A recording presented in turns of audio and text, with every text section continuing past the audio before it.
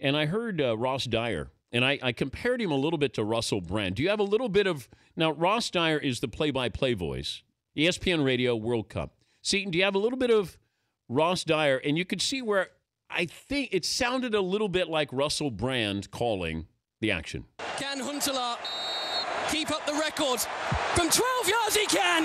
Low, hard to the goalkeeper's right. And the Netherlands come from behind yet again at these finals to break Mexican hearts yet again at the World Cup. Let's bring in Ross Dyer, a.k.a. Russell Brand. Have you ever been confused for Russell Brand, Ross? If you look at me, you can see where the resemblance is. I mean, absolutely, you know, the long flowing locks, the big facial hair. Yeah, that's me, Russell, walking down the street. You nailed the call, but the excitement level there, can you ever prepare for that? Because there's, goals are few and far between. But to have that level of excitement and then to go up even higher once a goal is scored, how tough?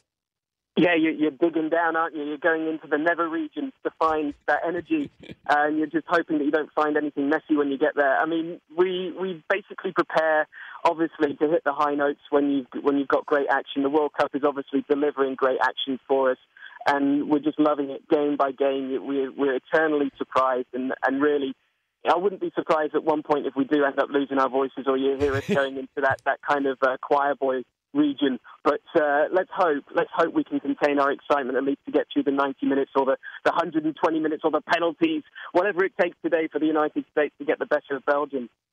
Trying to capture the World Cup on radio, what's the biggest challenge?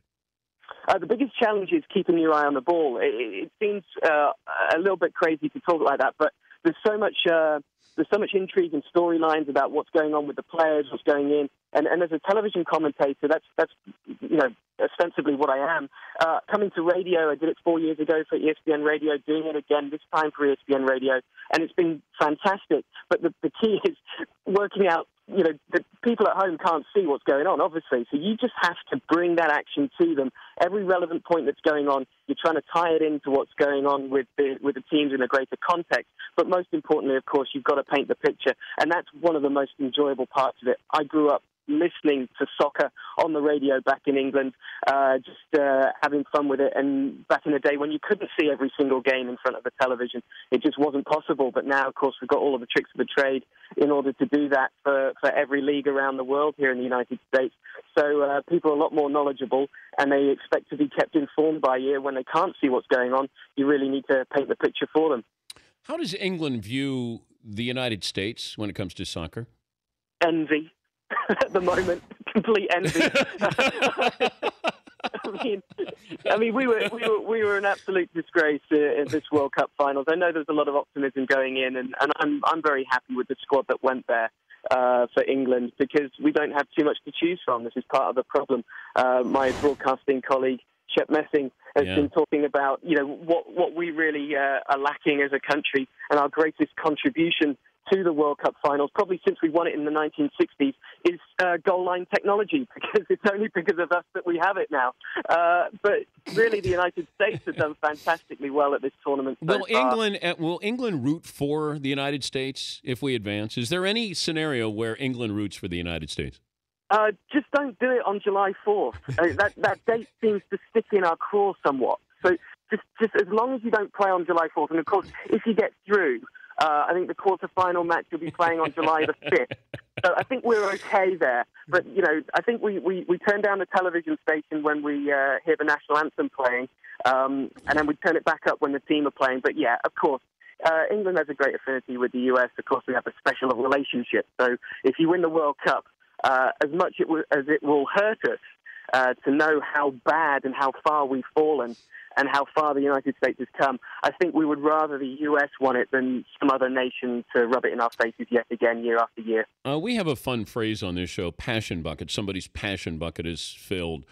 Is there a way you could drop passion bucket into your match today, Argentina and Switzerland? Could we get passion bucket somehow into the broadcast today, Ross? We could just explain it to me a little bit so I know the appropriate moment in which to use this word. Well, let's say Argentina, Lionel Messi's passion bucket is filled.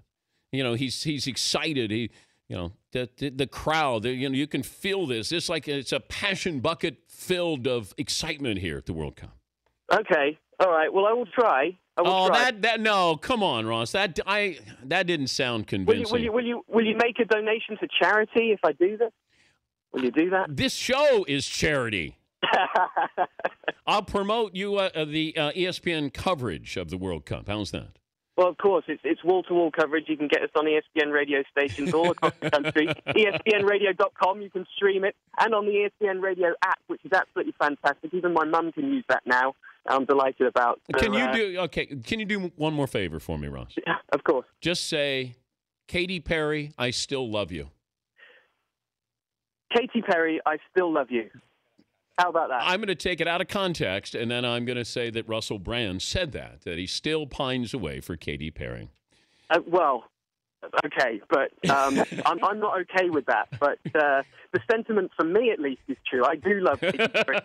I met her once, actually, and she asked me where I was from, and I said Birmingham, and she said, oh, well, and in an English accent, she said to me, my husband's from Essex, and it was one of the most delightful things I've ever heard. So that's a fond memory I have of Katy Perry, and I still love her, that's for sure. How good did she look in person? Wonderful. Okay. I won't say that that's Russell Brand saying it. I'll say that it's Ross Dyer. So if you hear from Katy Perry and she reaches out to you, then you're on your own, okay? Okay. Thank you, Fine Ross. by me. All right. That's Ross Dyer, a.k.a. Russell Brand. ESPN Radio World Cup play-by-play.